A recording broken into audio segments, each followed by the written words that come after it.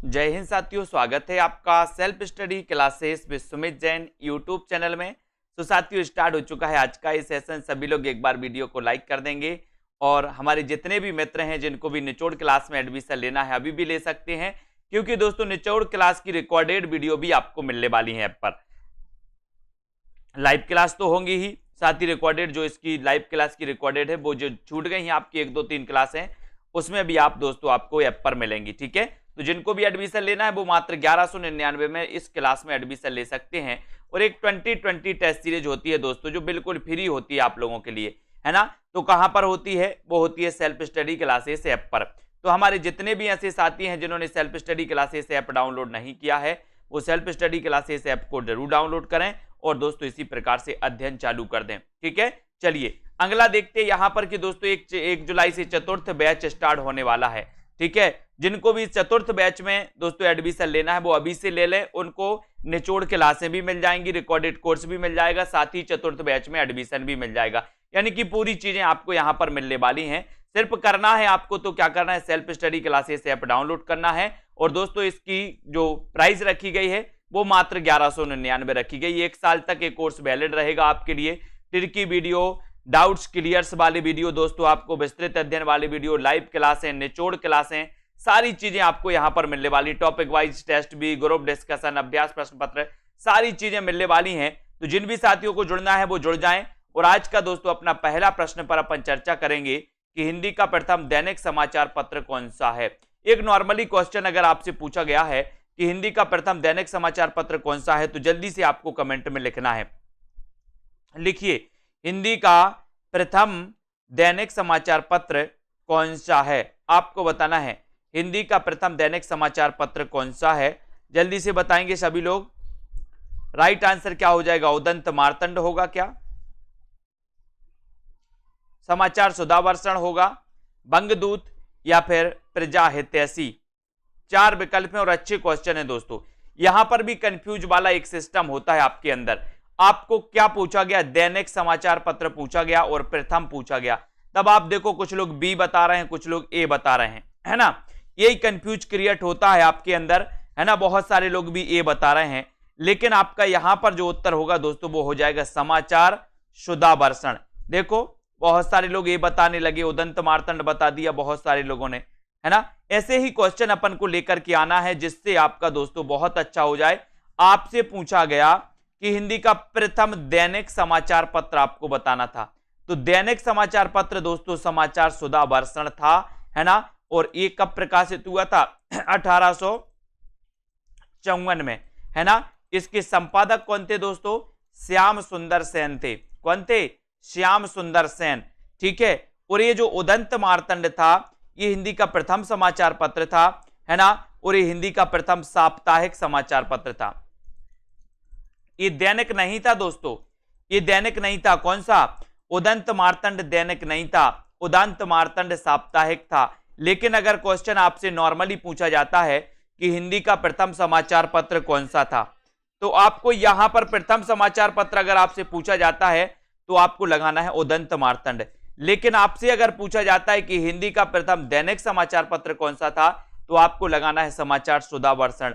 लेकिन अगर आपसे पूछा जाता है कि हिंदी का प्रथम साप्ताहिक समाचार पत्र कौन सा था तो आपको लगाना है उदंत मार्तंड। ठीक है, आपको याद रख लेना है दोस्तों, बिल्कुल 1826 में ये उदंत मार्तंड का प्रकाशन हुआ था। जुगल किशोर इसके संपादक थे, आपको पता होगा। तो ये दोनों क्वेश्चन में जहां आपको डाउट्स रहता है इसको आपको क्लियर कर लेना है। ठीक है, बढ़ जाते हैं अगले क्वेश्चन की ओर दोस्तों। मिट्टी की बारात के रचनाकार कौन है? ये भी दोस्तों डाउट्स वाली आपके लिए डाउट्स वाला क्वेश्चन है। कई बार यहां पर लोग कंफ्यूज होते हैं। मिट्टी की बारात के रचनाकार कौन है? शिवमंगल से सुमन, त्रिलोचन, रामवृक्ष बैनीपुरी या फिर मोहन राकेश? यहां आप गलत करके आते हो, लेकिन आपको पता होगा कि ये जो मिट्टी की बारात है इसके रचनाकार कौन है। देखते हैं कौन कौन सही उत्तर बताता है।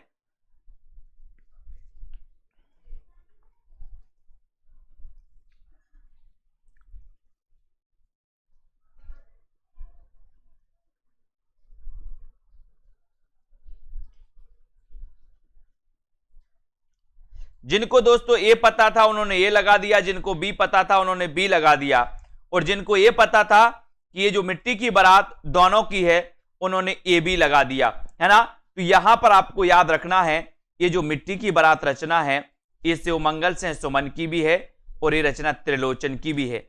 अब बहुत सारे लोग कंफ्यूज हो जाते हैं दोस्तों, इस मिट्टी की बारात रचना ये शिवमंगल से सुमन की भी रचना है और ये त्रिलोचन की भी रचना है।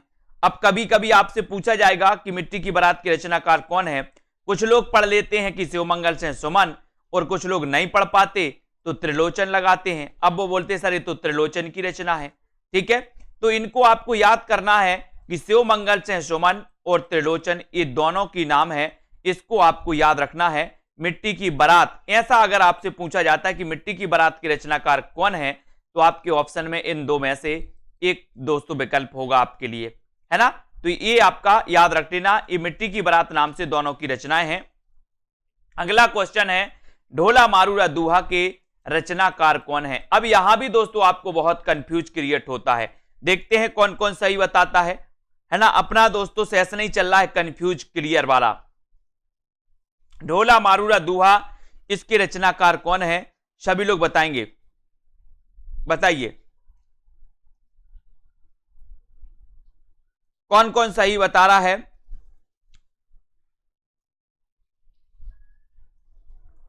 ढोला मारूरा दूहा के रचनाकार कौन है, ये आपको बताना है। कल्लोल कवि हैं, कौशल लाभ हैं, नरपति नाल हैं, या फिर दोस्तों मोहन राकेश हैं।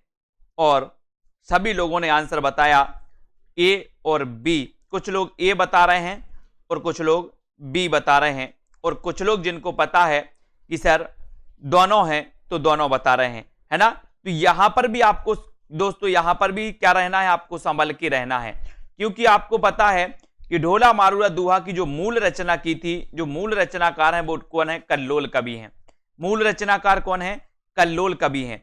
लेकिन दोस्तों कौशल लाभ ने इस रचना में ढोला मारूरा दूहा में कुछ संशोधन करके कुछ और जोड़ दिया दोस्तों इसमें, ढोला मारूरा दूहा में। तो जब आपसे क्वेश्चन पूछा जाता है कि ढोला मारूरा दूहा के रचनाकार कौन है, तो आपको पता चलता है कि कल्लोल कवि और कौशल लाभ। कभी कभी आपको ऑप्शन में कल्लोल कवि मिल जाता है, कभी कभी कौशल लाभ मिल जाता है।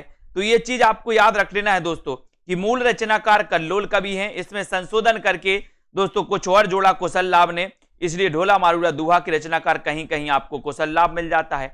अब देखना ये चीज, दोनों चीज किसी पुस्तक में नहीं बताई जाती आपको। क्यों नहीं बताई जाती? किसी पुस्तक में आपको कल्लोल कवि मिल जाता है, किसी पुस्तक में आपको कौशल लाभ मिल जाता है। कंफ्यूज क्रिएट, बोले सर हमारी जो पुस्तक हम पढ़ते उसमें तो कल्लोल कवि दिया है, दूसरे ने कहा कि हमारे में तो कौशल लाभ दिया है।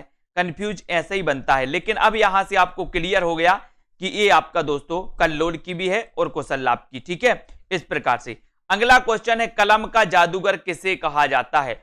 जल्दी से आपको बताना है, कलम का जादूगर किससे कहा जाता है, फटाक से आपको बताना है। 4 विकल्प हैं, कलम का जादूगर आपसे पूछा गया है, बताइए कौन कौन सही आंसर बताता है। कलम का जादूगर किसे कहा जाता है, रामवृक्ष बैनीपुरी, प्रेमचंद कमलेश्वर या फिर मोहन राकेश को। कलम का जादूगर किससे कहा जाता है?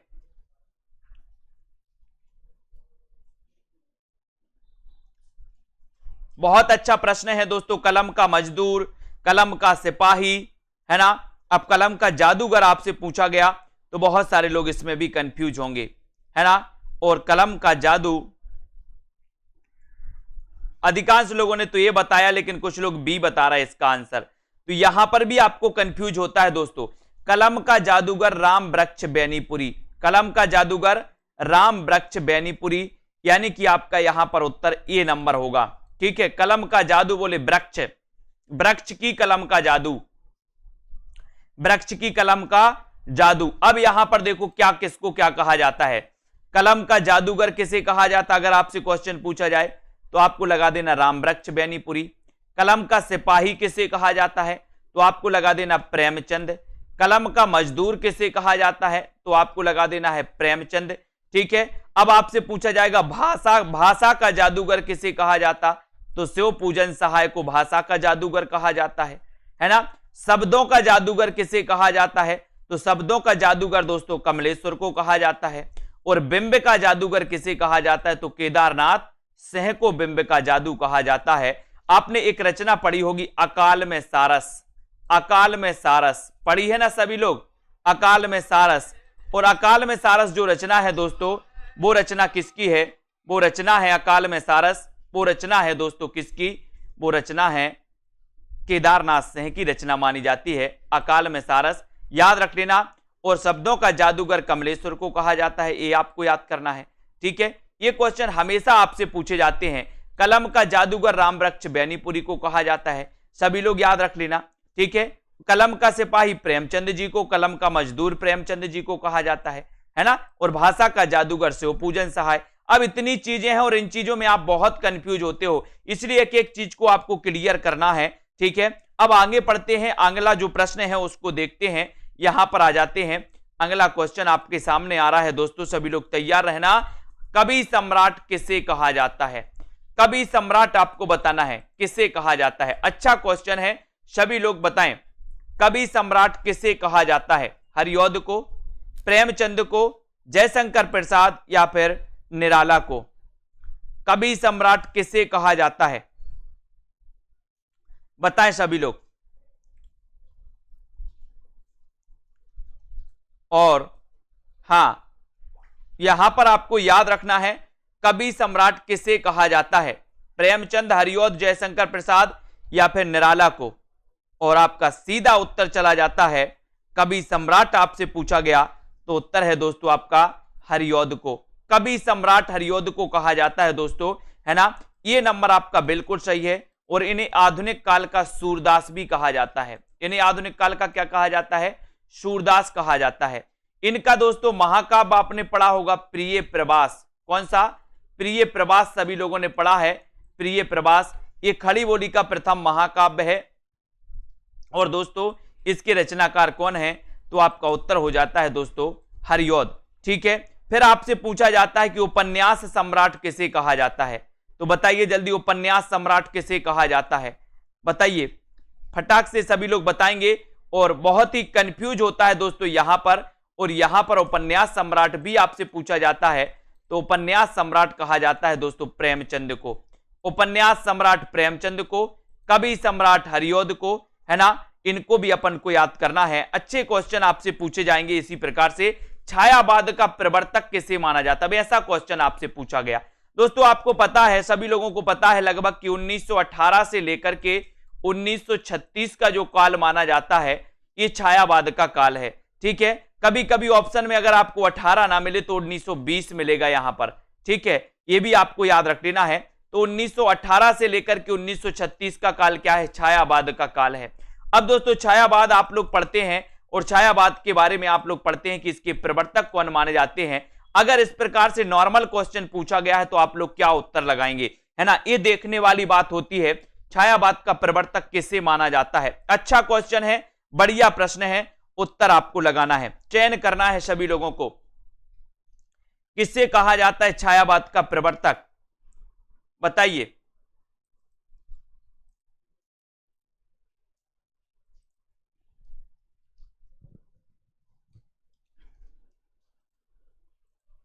छायावाद का प्रवर्तक किसे माना जाता है?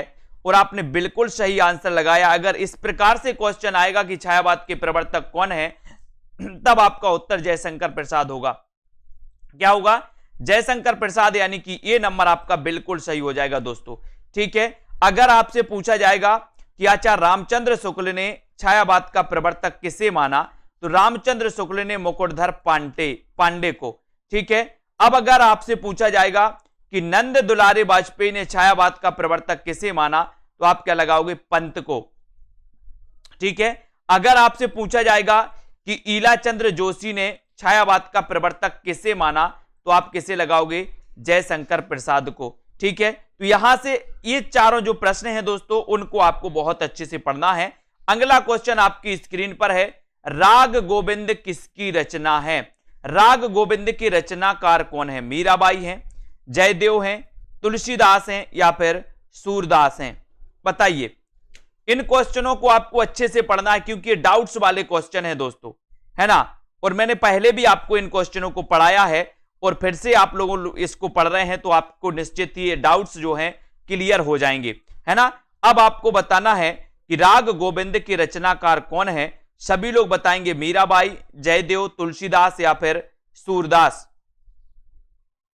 और बहुत बढ़िया आंसर आपने बताया है कि सर राग गोविंद, और एक आता है दोस्तों कौन सा, गीत गोविंद। एक आता है गीत गोविंद। एक रचना आपसे पूछी जाती है कि गीत गोविंद के रचनाकार कौन है, तो गीत गोविंद के रचनाकार आपको पता होगा दोस्तों कि इसके रचनाकार जयदेव हैं। कौन है, गीत गोविंद के रचनाकार जयदेव। लेकिन राग गोविंद, गोविंद से किया, राग गोविंद से किसने किया, बोले सर मीराबाई ने। तो राग गोविंद के रचनाकार कौन होंगे, मीराबाई होंगी, है ना। और गीत गोविंद के रचनाकार कौन है, तो गीत गोविंद की रचनाकार जयदेव हैं। ठीक है, तो गीत गोविंद जयदेव और राग गोविंद मीराबाई, है ना। बहुत बढ़िया, सभी लोगों ने आंसर बिल्कुल राइट बताया है। अगला क्वेश्चन है सरस्वती पत्रिका के संस्थापक कौन थे। अच्छा क्वेश्चन है, सभी लोग बताएंगे सरस्वती पत्रिका के संस्थापक कौन थे। वीडियो को सभी लोग लाइक जरूर करते रहना, अपने मित्रों तक शेयर कर दें। जिन भी साथियों को एडमिशन लेना है सेल्फ स्टडी क्लासेस ऐप को डाउनलोड कर लें, और दोस्तों आप एडमिशन ले सकते हैं मात्र 1199 में। सरस्वती पत्रिका के संस्थापक कौन है, सभी लोग बताएंगे। 4 विकल्प आपके सामने है, देखते हैं कौन कौन सही उत्तर बताता है और कौन कौन यहां पर कंफ्यूज होता है।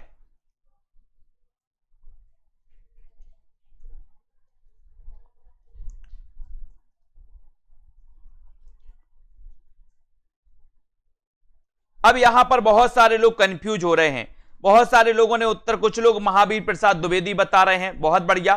कुछ लोग चिंतामणि घोष बता रहे हैं, बहुत बढ़िया। कुछ लोग श्याम सुंदर दास बता रहे हैं, है ना। अब देखना 3 ही उत्तर आ रहे हैं, कुछ लोग ए, कुछ लोग बी और कुछ लोग सी बता रहे हैं।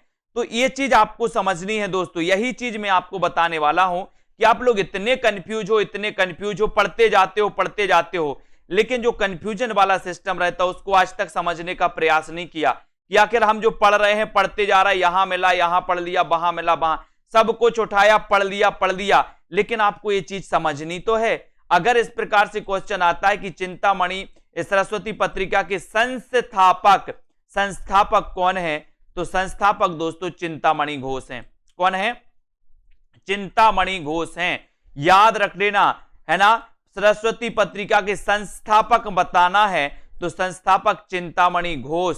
ठीक है, अगर संस्थापक की जगह होता प्रथम संपादक कौन थे, तो आपको लगाना था प्रथम संपादक थे दोस्तों श्याम सुंदर दास, है ना। अगर आपसे पूछा जाता कि दोस्तों सरस्वती पत्रिका के 1903 में संपादक कौन बने, तो 1903 में बने थे महावीर प्रसाद द्विवेदी, है ना। और 1920 तक ये रहे दोस्तों, 1920 तक ये रहे, ये भी आपको याद रखना है।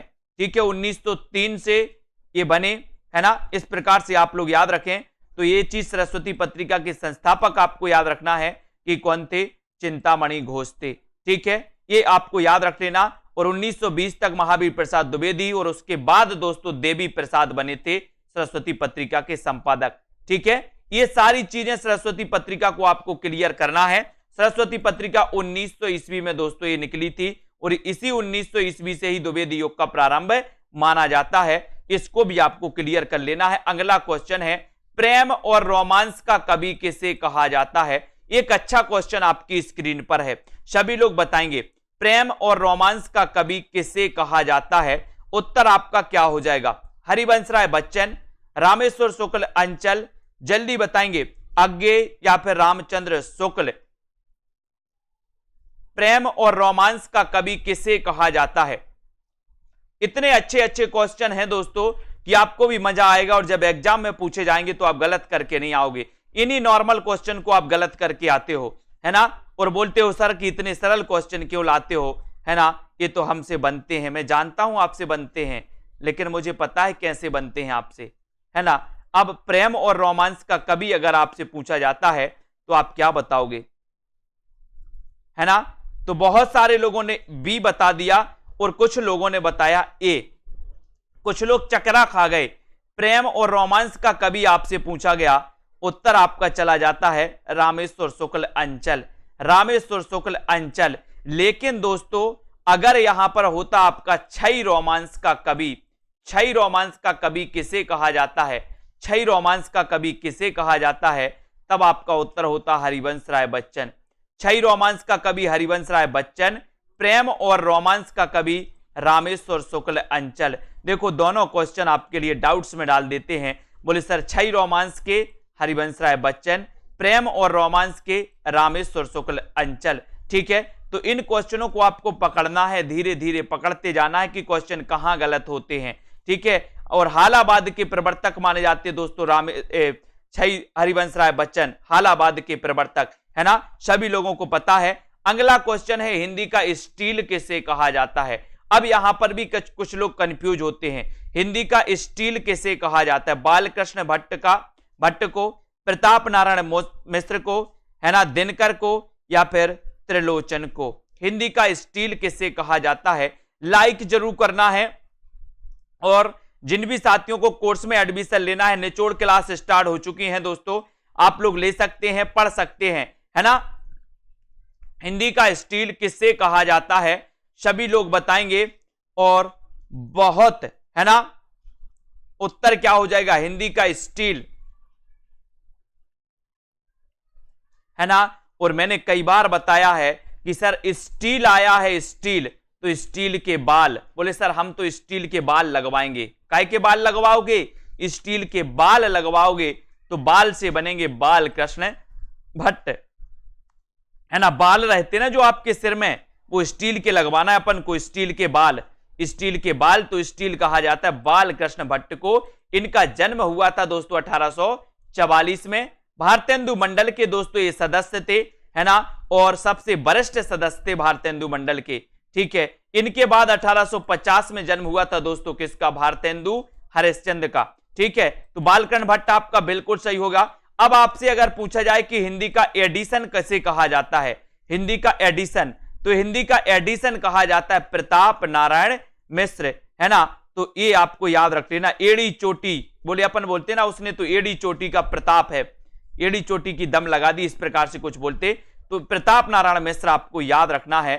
अगला क्वेश्चन आप यहां पर आते हैं। अगला क्वेश्चन है भारतेंदु प्रज्ञेंदु किससे कहा जाता है। भारतेंदु प्रज्ञेंदु किससे कहा जाता है, ये आपको बताना है। कंफ्यूज होता है प्रताप नारायण मिश्र में और बालकृष्ण भट्ट में। बाल मुकुंद गुप्त यहां नहीं आते, बाल मुकुंद गुप्त का तो नाम ही नहीं आता स्टील में। कंफ्यूज दो में होता है, या तो प्रताप नारायण मिश्र होंगे या फिर बालकृष्ण भट्ट होंगे। इसलिए जिन्होंने पढ़ा है और जो पॉजिटिव सोचेंगे वो सही करके आएंगे, और कोई बाल मुकुंद गुप्त पे जाओगे तो वो तो आपका वैसे ही गलत हो जाएगा, क्योंकि कंफ्यूज तो दो में ही रहता है, या तो बालकृष्ण भट्ट में या प्रताप नारायण मिश्र में। इसलिए बाल से आपका क्या बन जाएगा, बालकृष्ण भट्ट बन जाएगा। ठीक है, भारतेंदु प्रज्ञेंदु किसे कहा जाता है। अब देखते हैं कौन कौन सही बताता है। बहुत सारे लोग सही बता रहे हैं कि सर भारतेंदु प्रज्ञेंदु जो कहा जाता है। कुछ लोगों ने ए उत्तर लगा दिया, लेकिन बहुत सारे लोग, अधिकांश लोगों ने सी उत्तर लगाया, जो कि बहुत अच्छा है। और मुझे भी अच्छा लगा कि आप लोगों ने बिल्कुल सही बताया है कि सर भारतेंदु प्रज्ञेंदु जो कहा जाता है वो नाथूराम शर्मा शंकर को कहा जाता है ना। और आपका उत्तर सी नंबर जो है, सा नंबर, वो बिल्कुल सही हो जाता है। भारतेंदु प्रज्ञेंदु किसे कहा जाता है, नाथूराम शर्मा शंकर को। अब ये क्वेश्चन कई बार आया है दोस्तों, और अधिकांश लोग भारतेंदु लगा के आ जाते कि यहां तो भारतेंदु पूछा है तो भारतेंदु को ही कहा जाता होगा, है ना। तो इसलिए आपको याद रख लेना, नाथूराम शर्मा शंकर आपका बिल्कुल सही हो जाएगा। बहुत बढ़िया, धन्यवाद, लाइक जरूर कर दें। अगला क्वेश्चन, 20वीं सदी का बाणभट्ट किसे कहा जाता है दोस्तों। 20वीं सदी का बाणभट्ट आपको बताना किसे कहा जाता है। निराला को, रामचंद्र शुक्ल को, हजारी प्रसाद द्विवेदी को, या फिर दोस्तों त्रिलोचन को, किसे कहा जाता है आपको बताना है। 20वीं सदी का बाणभट्ट अपन ने प्रयोगवाद में भी पढ़ा था दोस्तों, है ना। बताइए 20वीं सदी का बाणभट्ट किससे कहा जाता है।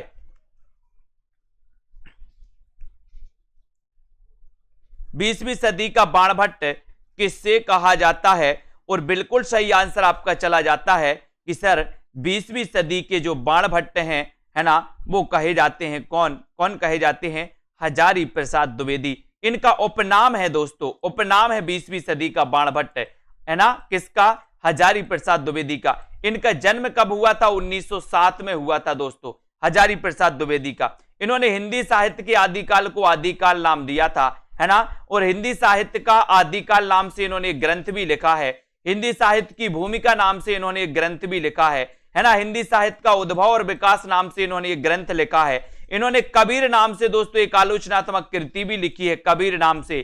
किसने? हजारी प्रसाद द्विवेदी ने। इनको भी आपको याद करना है, ठीक है। तो 20वीं सदी के बाणभट्ट कौन है? हजारी प्रसाद द्विवेदी। इनको आपको याद करना है दोस्तों। और यहां पर अगला क्वेश्चन है कि रीति काल को श्रृंगार काल किसने कहा है? रीति काल को श्रृंगार काल किसने कहा? एक क्वेश्चन भी कंफ्यूज वाला होता है, वो आता है क्वेश्चन, 100% आता है। जितना ये क्वेश्चन सरल है उतनी बार ये क्वेश्चन पूछा भी गया है। अब आपसे पूछा जाएगा कि रीति काल को श्रृंगार काल किसने कहा? बोले सर इतना सरल क्वेश्चन। हाँ सरल क्वेश्चन है, लेकिन गलत करके आते हो इसी क्वेश्चन को। बताइए किसने कहा है? विश्वनाथ भी है, मिश्र बंधु भी है, कौन कौन सही बता रहा है देखते हैं। सभी लोग बताएंगे। और देखो कुछ लोग बी बता रहे हैं बीच बीच में, बहुत बढ़िया, है ना क्रिएट वाला।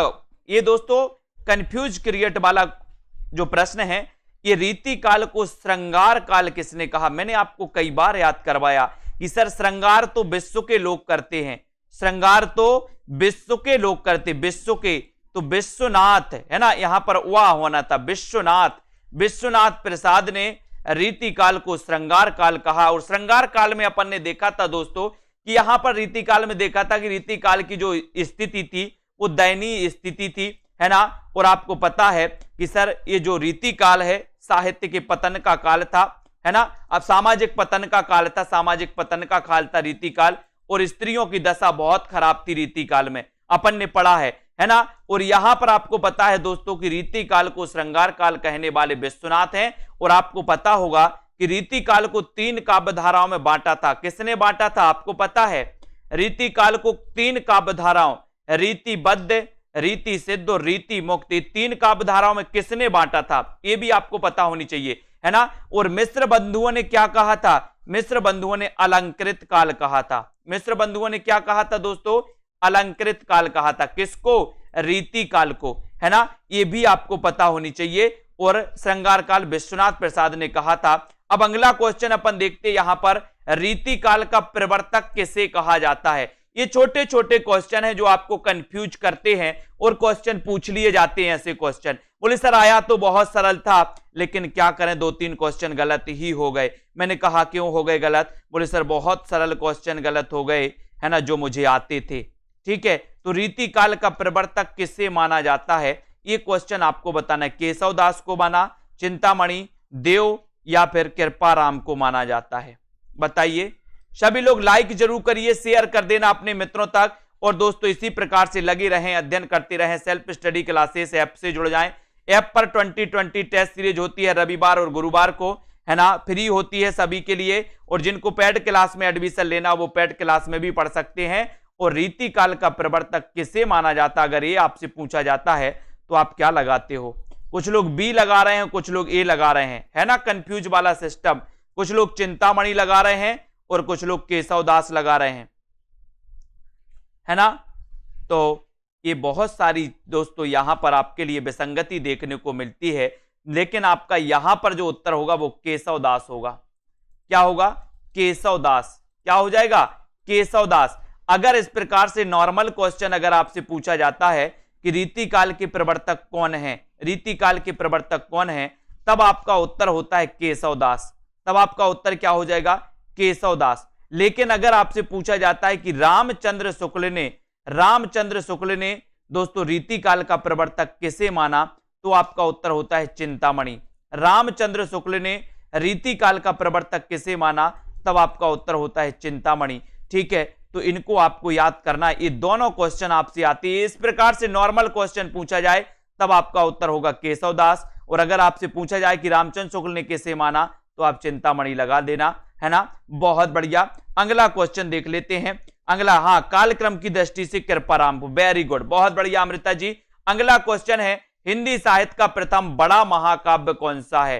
हिंदी साहित्य का प्रथम बड़ा महाकाव्य कौन सा है? जल्दी से बताएं।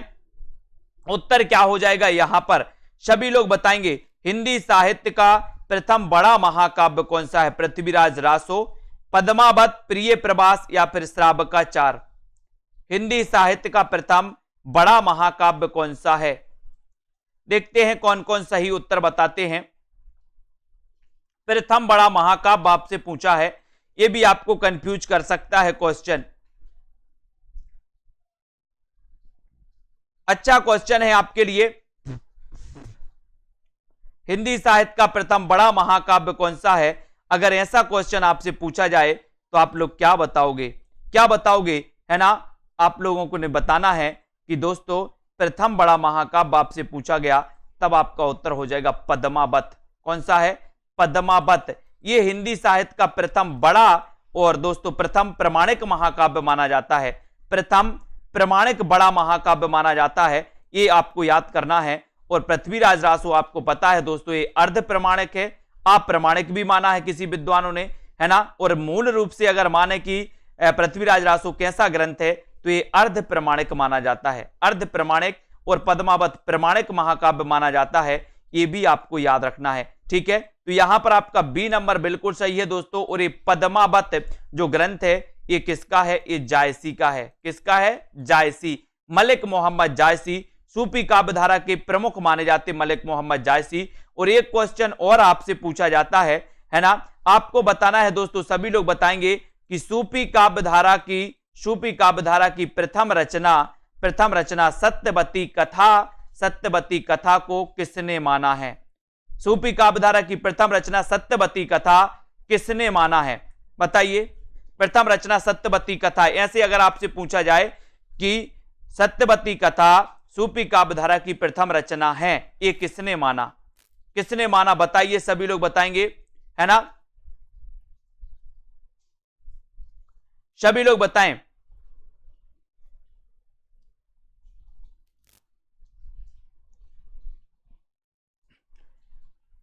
उत्तर आपको बताना है।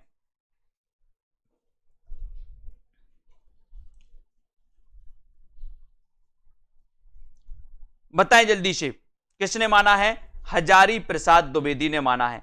हजारी प्रसाद द्विवेदी, ये आपका बिल्कुल सही आंसर हो जाएगा। ठीक है, आपने बिल्कुल सही आंसर बताया, बहुत बढ़िया। अगले क्वेश्चन की ओर बढ़ते हैं। अगला क्वेश्चन आपको यहां पर पूछा गया, अनित्य किसकी रचना है? अनित्य किसकी रचना है, ये आपको बताना है। अनित्य किसकी रचना है? बताइए, अनित्य किसकी रचना है? बदियुज्जमा की है, मृदुला गर्ग की है, प्रतिभा अग्रवाल की है या फिर अलका सराबगी की है? अनित्य के रचनाकार कौन माने जाते हैं? और बताइए, अनित्य, कुछ लोग बी बता रहे हैं, कुछ लोग ए बता रहे हैं और कुछ लोग सी बता रहे हैं, है ना? और आपका बिल्कुल सही आंसर चला जाता है दोस्तों। यहां पर याद रख लेना, ठीक है? यहां पर दोस्तों याद रखेंगे अपन कि जो बदियुज्जमा है, इनकी ये क्या है? कहानी है।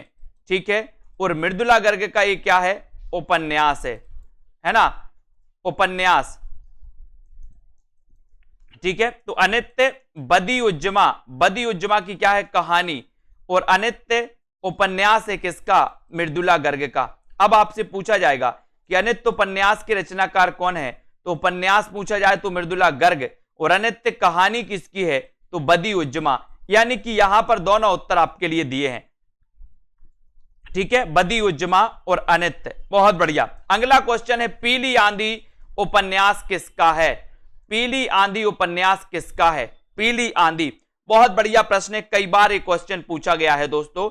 पीली आंधी उपन्यास किसका है? प्रभा खेतान का है, कमलेश्वर का है, बताइए, प्रतिभा अग्रवाल का है या फिर अलका सराबगी का है? पीली आंधी उपन्यास किसका है?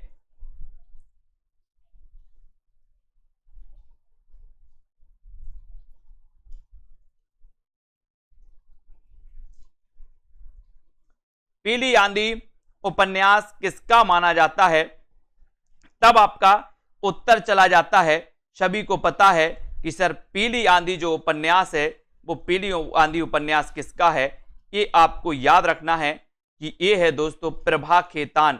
खेतन में क्या आती है, पीली आंधी आती। खेतन जाते आप, है ना, खेत जाते, अगर सरसों बो दिया जाए खेत में तो पीली आंधी आ जाती, जब ये फूलता है तो पीली आंधी खेतन में आती है तो खेतान हो जाएंगे। लेकिन यहां से एक क्वेश्चन और आपका क्रिएट होगा दोस्तों, है ना, यहां पर देख लेते अपन, काली आंधी एक कमलेश्वर की रचना है दोस्तों, बहुत बढ़िया।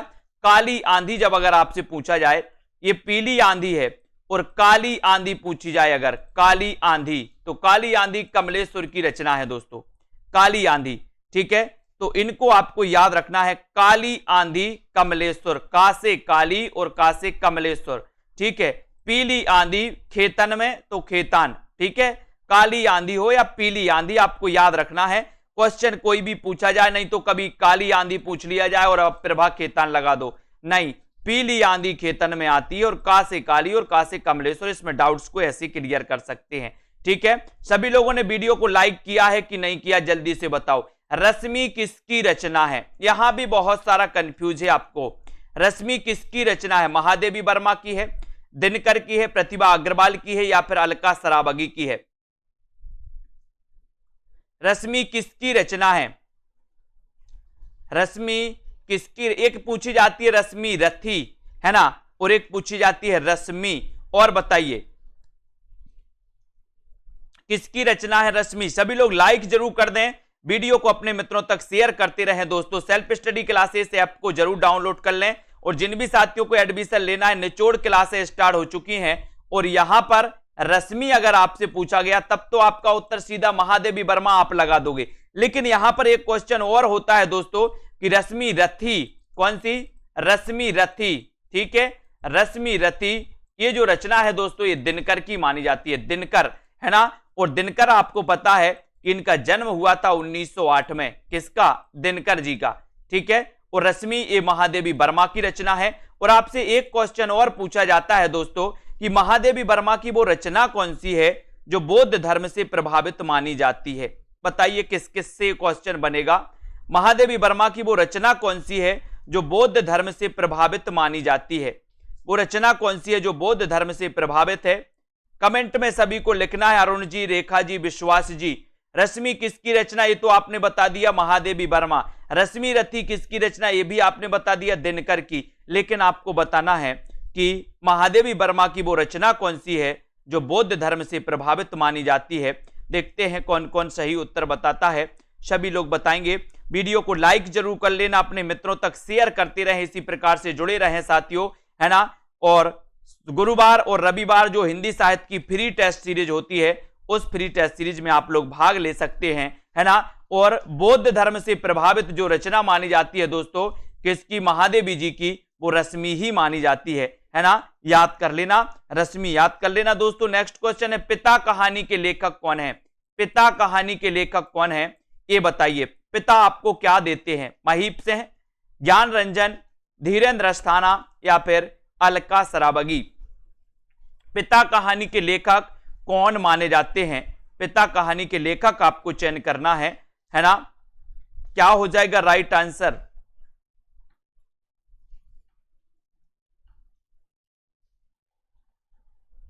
और बिल्कुल सही सभी लोगों ने बताया है कि सर पिता कहानी के जो लेखक कौन हैं, ये अगर आपने पूछा है तो कुछ लोग ए बता रहे हैं और कुछ लोग बी बता रहे हैं। लेकिन आपको याद रख लेना कि ये जो पिता कहानी है दोस्तों, ये ज्ञान रंजन की भी है, ये महीप सिंह की भी है और ये धीरेन्द्र अस्थाना की भी है। यानी कि तीनों दोस्तों, तीनों लेखकों की ये कहानी है पिता कहानी, है ना।